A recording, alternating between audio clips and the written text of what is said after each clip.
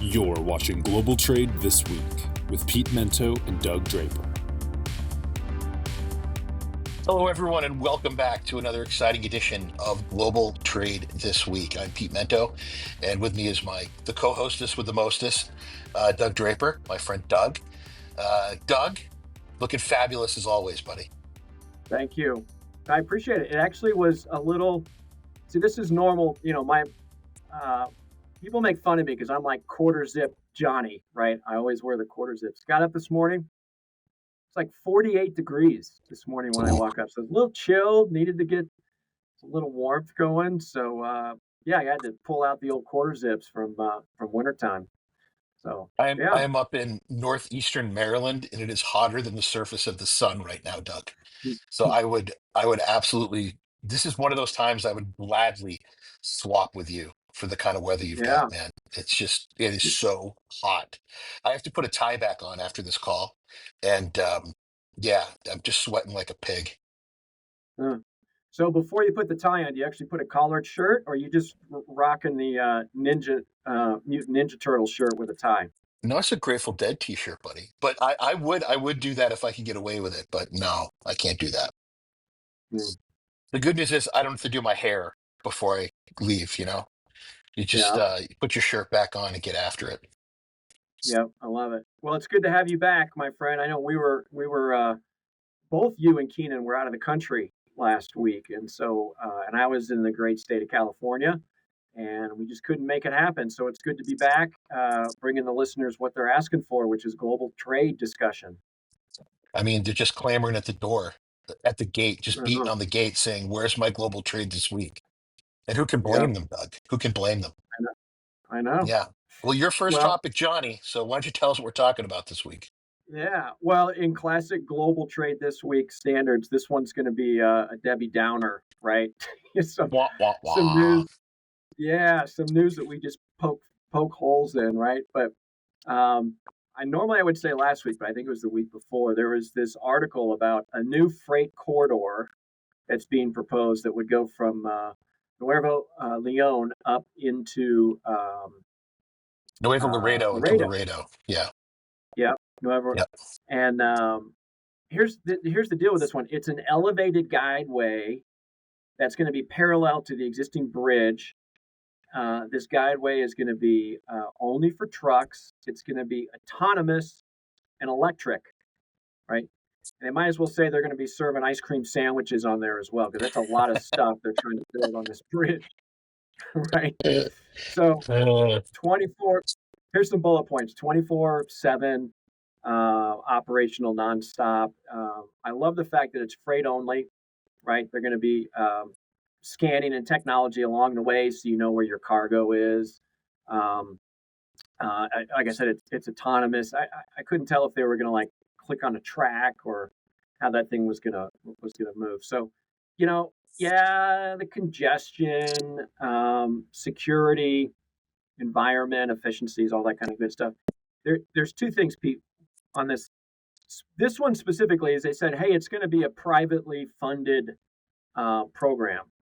And I read two articles about this, and both said privately held. Nobody said who the company was that was going to, fund this thing. They were saying $8 to $10 billion, right? wow. When we toss around billions like it's millions anymore. So that's a ton of money.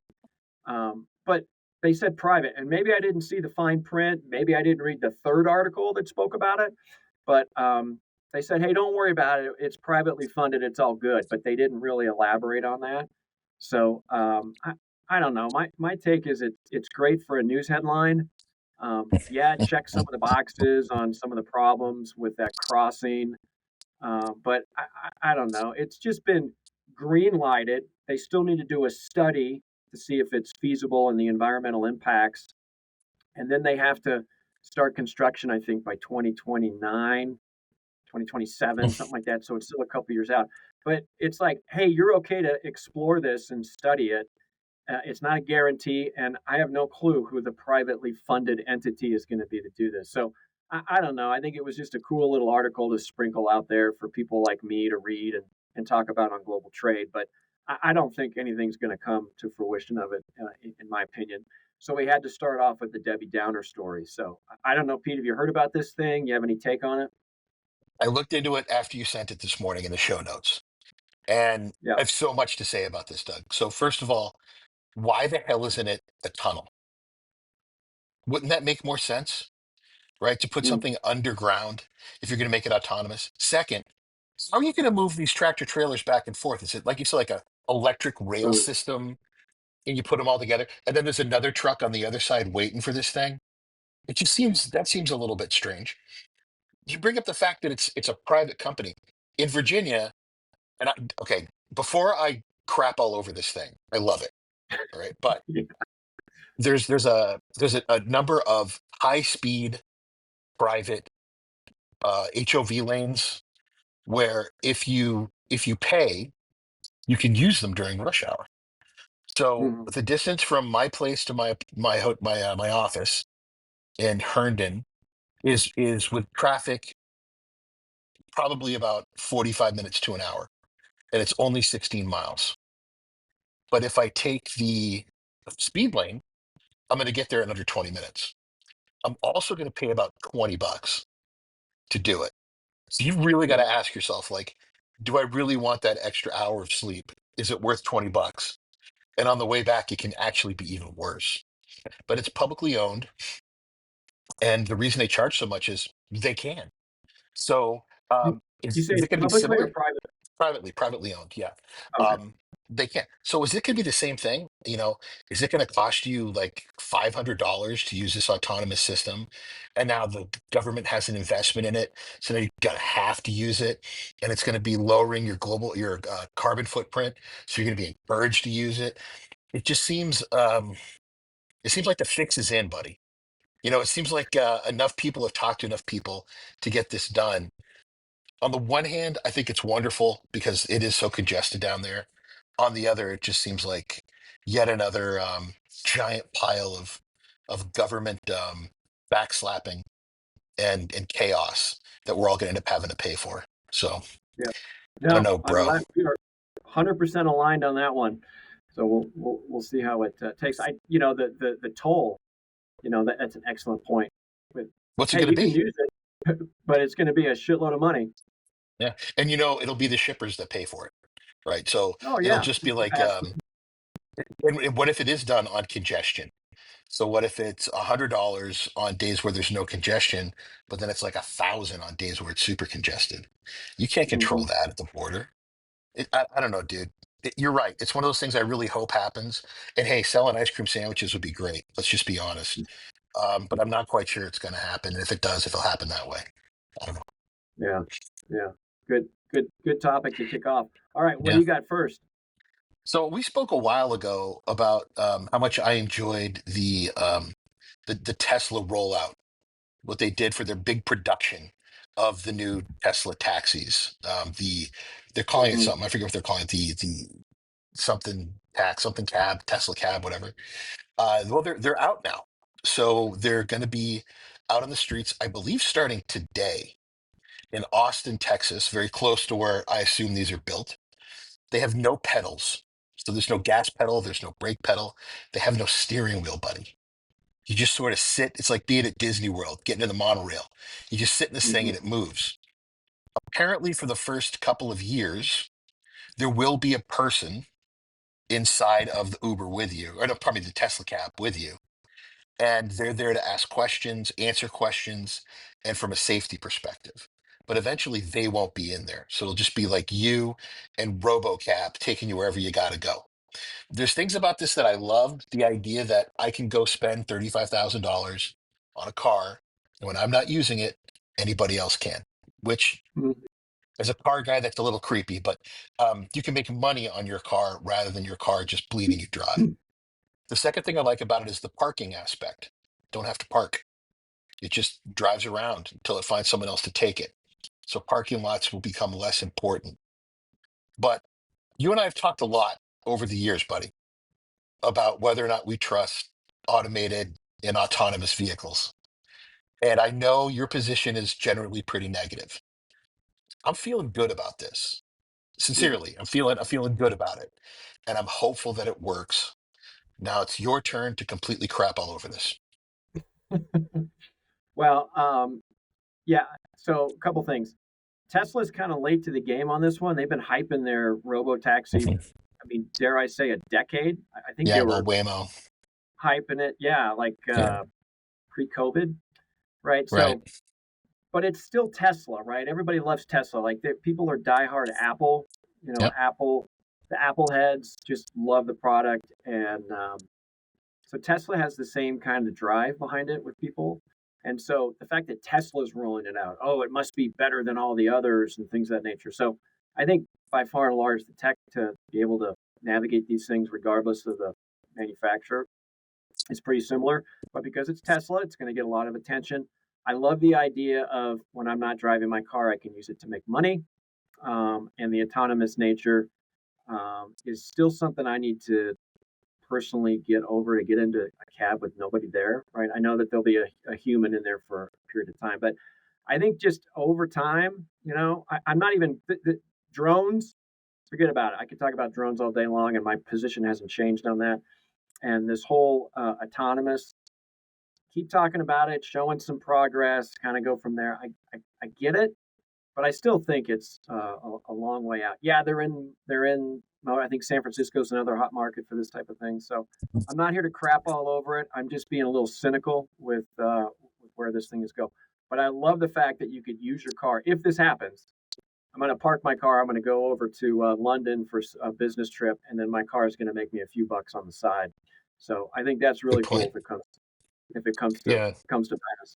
Instead of the $130 I paid for parking last week while I was in Great Britain, my card but could have been making me some money. So you're saying, Doug, that if it's next week that you could take one to DIA from I always forget the name of your town, Steamboat? Steamboat. You're not doing it. Nope, nope, not doing it. I'm doing it today if I could. I'm doing it right now if I could, buddy. Yeah, I'm telling you, I would. I took an Uber to a bar on Saturday. Like, there's no excuse to get behind the wheel of a car if you've been drinking. There's none. There's none. So for I think it was $17, I got a ride to the bar I was meeting my friends at. And on the way back, because it was so late and there were so few cars, it cost me $40 to get home. mm, I spent more money on my Uber than I did on beer, um, which, trust me, should be shocking. Um, but again, it felt great to not have to worry about how much I drank or driving or parking or any of that stuff. That was very nice. And if I yeah, can do it and not have to actually talk to the person driving, oh, even yeah, better. Because we all know how I feel about strangers, Doug. yeah, yeah. Well, to your point on Uber, right? When I first saw an article about it in the Denver Post years and years and years ago, I was like, wait, what? You're gonna call a Mhm. stranger and get in a stranger's car Yep. and hope Yep. they take you to the right place and hope they don't attack you or do whatever. So the concept of engaging with the stranger in their car and the gig worker and all that kind of stuff. Yep. So I don't know. That was years and years ago, and Uber is the best thing since sliced bread now, I guess. So I will need more time, Pete. I will need more time. When they first came out, they were all limousine drivers in towns like New York, and I loved it. I loved using them. And the point I wanted to make before we get off this topic is, what does this mean for delivery? If you've got an Uber and there's nobody in it and you can't find a person to go for a ride, why can't you drop off small packages with it? Why couldn't someone like Amazon say, yeah, we got your thing, we'll bring it to you right now. It's going to cost you $25 to have it delivered right now. You're like, okay, I really need it. So you get it. And then you walk outside when the driverless taxi shows up and you pick up your stuff out of the trunk. I don't know, Doug. It's a compelling argument. Yeah, I think last comment. I know we said last comment, but that means somebody has to get out of their slippers and underneath their blanket while they're binging, some show to walk outside to open up a trunk to get their stuff. Right. That's the whole point. No, I'll just take DoorDash or Uber Eats. Just have the guy bring it to my door. I don't have to go Uh, outside. yeah. All right, man. Take us to halftime. All right, all right. I'll jump into it. So halftime brought to all of us by Cap Logistics. We appreciate their support, and Keenan does a bang up job. So I don't know if you realize this, but Joey Chestnut, competitive food champion, was not involved with the Nathan hot dog eating contest last year at the 4th of July, but he is making a return this year. And the world is abuzz. If you're into competitive eating, the world is abuzz about Joey Chestnut. It's awesome. I love it. The competitive eating, I think it's pretty cool. At least on Nathan's hot dogs. Um, I don't know, but when you look at the competitive eating, the guy that kind of sparked it for me, and this is when I don't even know how many years ago, but Takeru Kobayashi, I know it's Kobayashi, Takeru, I think, Takeru. That dude is money, right? I mean, that dude was like, I Yeah. mean, he looks like your buddy's roommate who eats like quinoa and rides his bike, but he gets up there and just hounds the food down. I looked up the guy's 5'8", 140 pounds, Jeez. and he just hounds it. Right? I don't know if he's still involved with the contest. I know he kind of took a hiatus and he came back, and his thing was eating like brains and really weird stuff that we wouldn't be interested in. But competitive eating, like I wouldn't seek it out, but if it's right there and I'm watching a whole bunch of people just mow hot dogs, freaking love it, right? They just got to get Kobayashi back up there again because that guy, he's the OG of competitive eating as far as I'm concerned. So, so I love it. What? It's so America, right? It's Oh America. yeah. It's an apostrophe America, right? You're out there screaming for these guys to eat like 70 hot dogs or something in 10 minutes, something insane. So I don't know. Have you heard about Well, Joey heck coming yeah, back? buddy. Yeah, it was What's your all take over on competitive ESPN. eating? On Yeah, really? ESPN, right? Yeah, like competitive eating is a sport on ESPN. Why was it? One thing I don't know is why was he out of the contest for so long? Was I he taking I a think it was hiatus? I think it was a contract dispute, right? Like anything else. I don't know if he was holding out or if his contract prevented him from doing it, but I think it had something to do. He wanted to hound the dogs, man. He just couldn't do it from his contract. How many could you eat? Like, don't even worry about time. If you're at a barbecue and like you haven't eaten all day, maybe you had an early dinner the day before, and it's just like the perfect hot dog setup. How many do you think you could eat without just wanting to throw up in a parking lot? You could do five. Yeah, I could That's do pretty. 5. I don't know if I could probably push myself to five. But that's a lot of hot. That's a bread. The bread would get to me after a while. Yeah. Um, I don't know. I'll tell you this weekend. I'm going to a barbecue.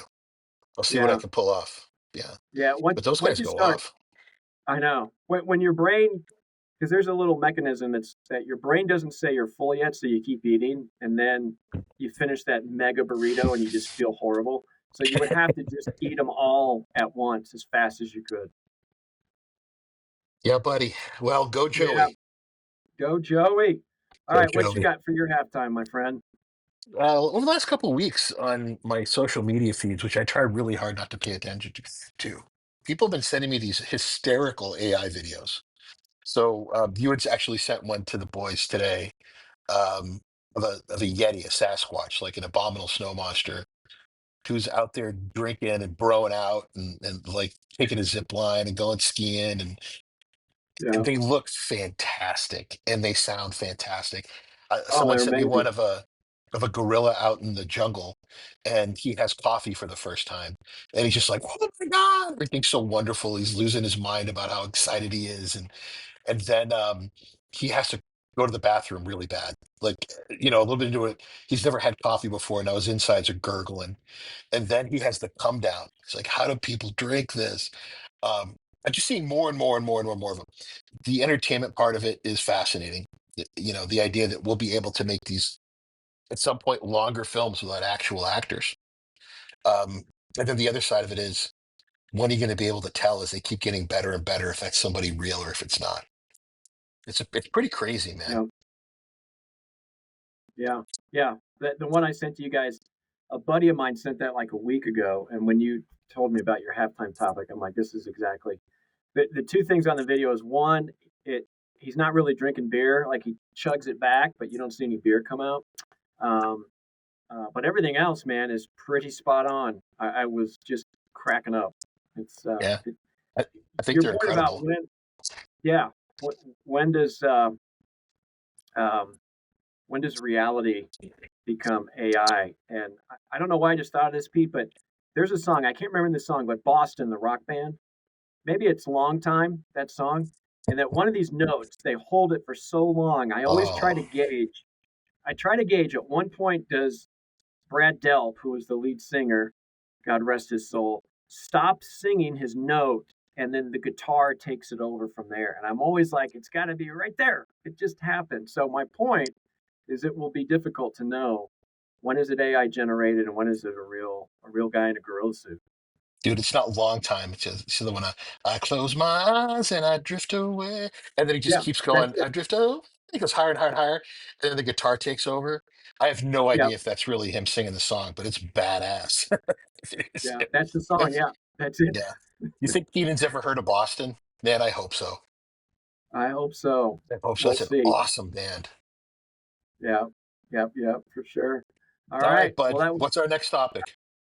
all right. So this is about trade deals, right? This is kind of up in your neck of the woods. But the UK and US had a trade deal that came to fruition maybe a week and a half ago, and I was like, okay, I got to dumb it down for Doug, right? The D3 version of this whole thing, and the things that caught my attention. One, UK is going to get some relief on cars and aerospace.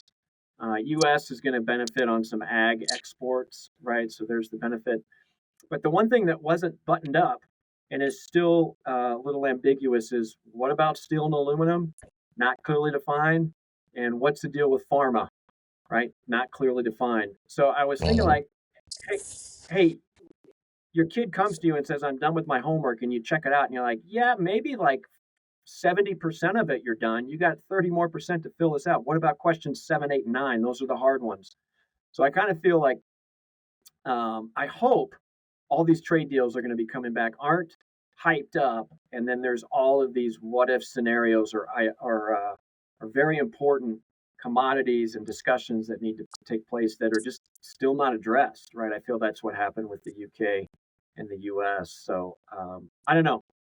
Homework Want me to not quite explain it? completed. Yeah, fire away. Okay, so what the president signed last week outside at the G7 summit, which is hysterical with papers flying everywhere, is the essential framework. The essential framework stabilizes tariffs between the two nations and hits the high points that were both sort of the no, like you can't cross this red line. Here's what they are. Bam, bam, bam, bam, bam. And then there's a number of other things that they're going to continue to negotiate, but aren't considered such big deals that it should slow down the main part of the agreement. One of the ones is for steel and aluminum. For steel and aluminum, we've agreed to bypass tariffs on British steel and aluminum, but the president just raised the tariff on steel and aluminum from 25% to 50. So now everybody else is paying 50% except for the UK who's paying 25. And okay, that's better than nothing.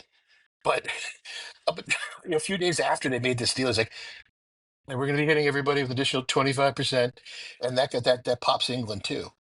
So these frameworks are just that. It's where we've agreed on the big stuff and we'll work out the little stuff at a later date. I agree with you, Doug. It doesn't feel done when you do it that way. It feels like you're signing an agreement to agree some point in time, rather than we've got it all hashed out. But I think that there are some political optics that are good for both sides by having something signed. And most consumers, other than the people who watch the show and you, probably don't think about it that far deep, and they really ought to. Yeah. No, I think you nailed it, right? There's a big headline. You got a handshake and some SIGs, and everybody says it must be done. But yeah, general framework to me that says you didn't finish your homework. When you said cigs, I thought you meant cigars, but you mean signatures. When's the last Signatures. time? When's the last time you actually had a cigar, Doug? Um, Probably on a vacation about 10 years ago with my father-in-law, so I felt obligated. And yeah, so call it 10 years ago on a lake in Wisconsin. I had one at my reunion probably 2.5 years ago because a friend of mine bought some really nice ones with him, Hmm. and again, I felt obligated. I don't know if I like them anymore. I don't know if I like how I stink for 2 days, no matter how hard I shower. I just Yeah. don't know if I'm down with cigars. I feel like this is a additional halftime topic. Um, but I'm just not as into cigars as I used to be. Yeah. Yeah. I don't think I ever was. So, all right. Well, let's get Okay. back on track. You have one more topic to go over, so let it rip. Yeah, yeah. So overnight, we woke up to the news that the parliament in Iran, in response to our bombing of their nuclear facilities, has agreed to um, shut down the Straits of Hormuz. Now that just gives the mullahs and the Ayatollah the right to do it if they feel like it. I don't think they were going to tell them no, if you know what I'm saying.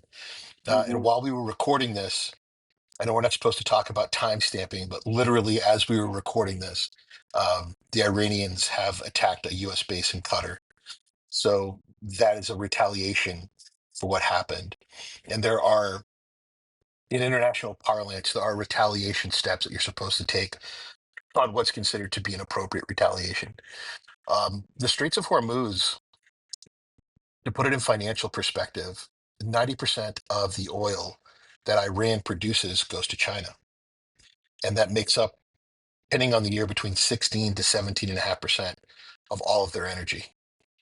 And if they were to shut down the straits, that likely would cripple the ability for that energy to go there. Now, there are other ways that Iran could do it that'd be a little more complicated, but it also means that American energy isn't able to use it as well.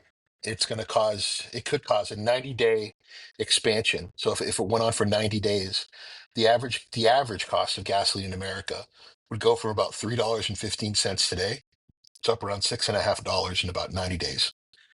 For ship's bunker, pardon me, out of Singapore, we're probably looking from $400 a metric ton to about 900 if it goes on for 90 days. This is going to have a profound impact on transportation costs because that's a major cost of transportation, personnel, equipment, but fuel is a huge one. So I'm watching this one very closely to see how they do it and how it's really going to impact those costs because China's have a hard enough time right now living up to their manufacturing expectations. And if you more than double the cost of their energy consumption, that's not good for keeping stuff inexpensive for America. Yeah. Yeah. Two things on that one. If you're listening or know somebody like, hey, I've locked in my fuel surcharge, I don't have to worry about it. Go to the section that says force majeure Force because this is kind of a war, and nobody's going to be exempt from this, right? So No, that was the one thing. great And the point, second Doug. one, Yeah, what's that? great point. Yeah.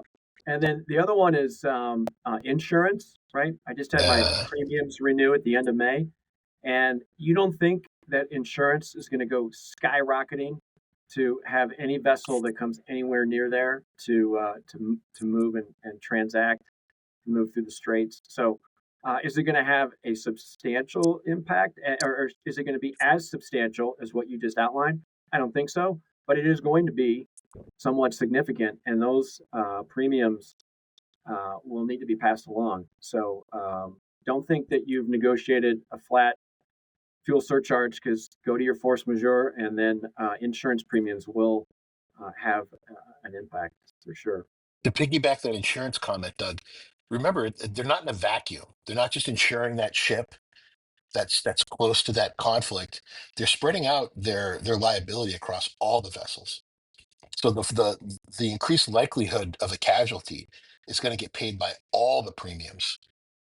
It's not just going to be the ones that are transiting that part of the world. So yeah, you're absolutely Hmm. right, Doug. People should be paying attention.